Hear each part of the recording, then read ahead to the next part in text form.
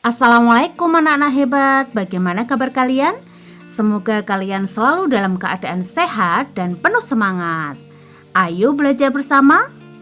Agar channel ini dapat berkembang dan kalian juga lebih mudah menemukan channel ini, like dan subscribe dulu ya.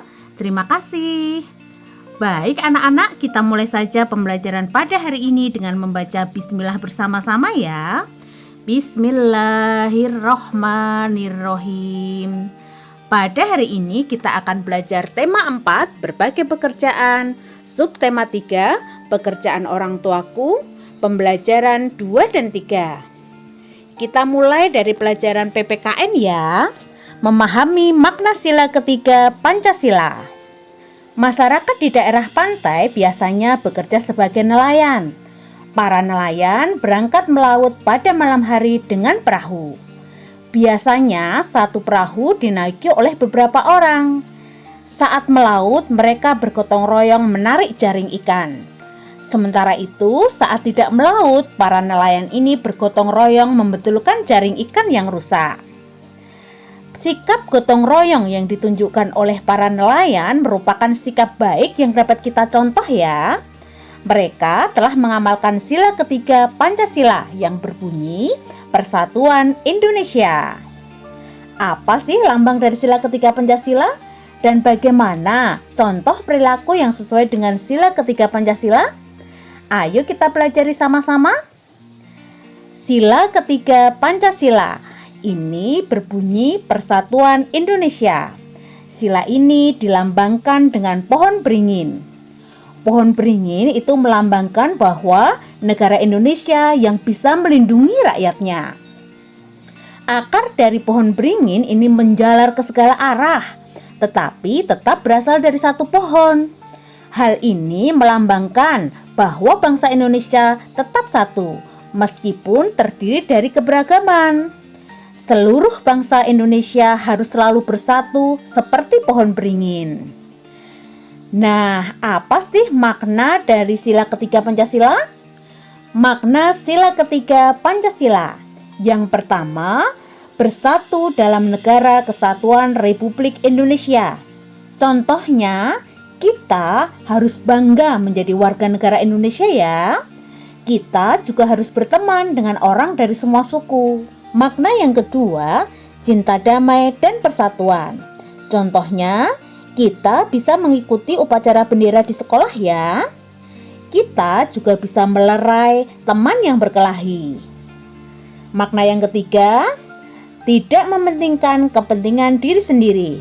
Contohnya, kita bisa mengikuti kegiatan kerja bakti dan mengantri dengan tertib ya.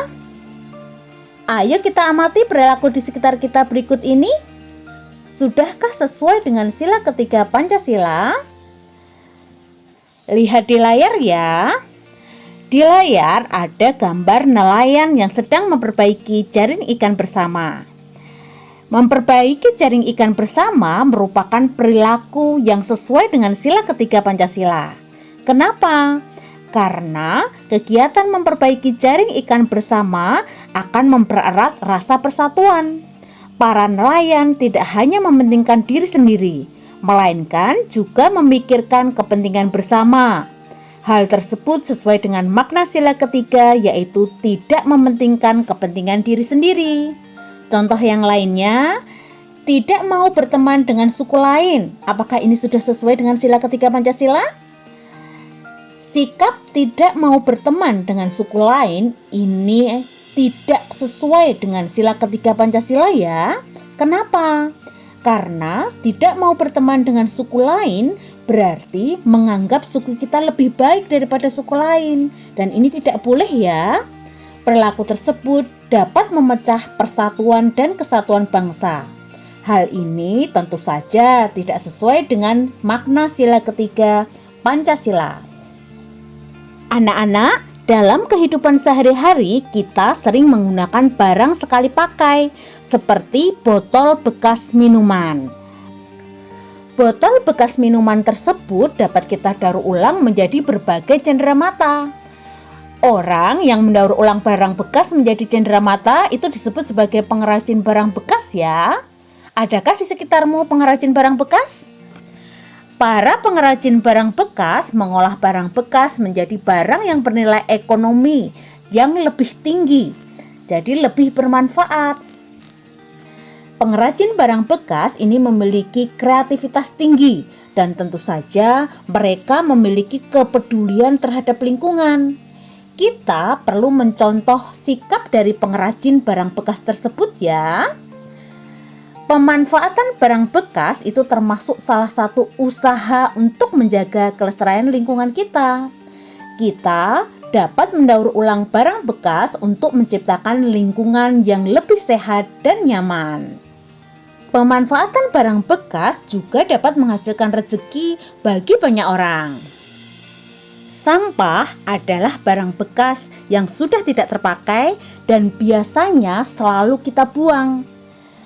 Sampah yang hanya dibuang di tempat sampah tidak memberikan pengaruh baik terhadap lingkungan. Sampah ini dapat mencemari tanah dan air. Jadi sampah ini perlu kita olah ya. Sampah perlu diolah agar kelestarian tanah dan air tetap terjaga. Bagaimana cara mengolah sampah? Adakah di antara kalian yang tahu? Pengolahan sampah dapat kita lakukan dengan berbagai cara, di antaranya mengurangi pemakaian atau yang disebut reduce, memakai kembali atau reuse, mendaur ulang atau recycle, mengganti ulang atau replace. Ayo kita pelajari sama-sama apa itu reduce, reuse, recycle, dan replace. Anak-anak, dalam mengolah sampah dikenal dengan 4 R. R yang pertama adalah reduce, mengurangi pemakaian kemasan barang, sehingga mengurangi sampah yang dihasilkan. R yang kedua adalah reuse, memakai kembali. Kita bisa memilih barang-barang yang dapat dipakai kembali. R yang ketiga adalah recycle atau mendaur ulang. Barang-barang yang sudah tidak berguna dapat didaur ulang menjadi barang lain. R yang keempat adalah replace atau mengganti ulang. Mengganti barang-barang yang hanya dapat dipakai sekali dengan barang yang lebih tahan lama. Dalam kehidupan sehari-hari, reduce bisa kita contohkan. Kita bisa mengurangi penggunaan kantong plastik dengan membawa tas sendiri dari rumah saat kita berbelanja. Nah, kemudian kita juga bisa membeli kemasan dalam ukuran besar sekaligus. Selain lebih murah, juga bisa mengurangi sampah. Kita juga bisa mengurangi penggunaan popok kertas dan beralih ke popok kain. Itu contoh dari reduce ya. Bagaimana dengan contoh reuse? Reuse contohnya, kita bisa menggunakan kertas di kedua sisi, jadi bolak-balik penggunaannya. Kita juga bisa menyumbangkan barang-barang yang sudah tidak terpakai agar dapat digunakan kembali oleh orang yang masih membutuhkan. Kita juga bisa menggunakan kreativitas untuk memperpanjang umur kemasan dari produk yang sudah kita beli tadi ya. Contohnya, kita bisa menggunakan kemasan kopi, kemasan bungkus susu, atau kemasan bungkus sabun menjadi tas atau barang-barang yang lainnya. Itu tadi adalah contoh dari reuse. Nah, sekarang bagaimana contoh dari recycle? Recycle contohnya kita bisa membuat kompos dari sampah organik. Kita juga bisa mendaur ulang kertas dari sampah-sampah kertas dan karton ya. Kita juga bisa mendaur ulang gelas, botol plastik menjadi biji plastik dan barang-barang lainnya. Itu tadi contoh dari recycle ya. Sekarang bagaimana contoh replace? Replace berarti kita bisa mengganti barang-barang yang hanya sekali pakai menjadi barang yang bisa dipakai berulang kali. Contohnya, kita bisa menyediakan tempat makan untuk membeli makanan.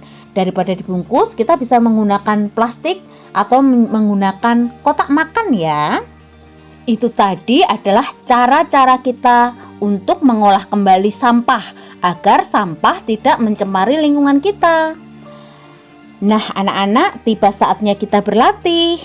Pada pembelajaran ini terdapat 2 tugas. Tugas yang pertama, kalian bisa mengerjakan latihan soal pada buku tema 4 halaman 104 sampai dengan 105 ya. Tugas yang kedua, bacalah kembali teks yang ada di buku tema 4 halaman 104. Kemudian, kerjakan latihan yang ada di halaman 107 ya. Kerjakan tugas kali ini dengan sungguh-sungguh dan selalu semangat. Baik anak-anak, sampai di sini dulu pembelajaran kita. Tetap semangat belajar. Sampai jumpa. Wassalamualaikum warahmatullahi wabarakatuh.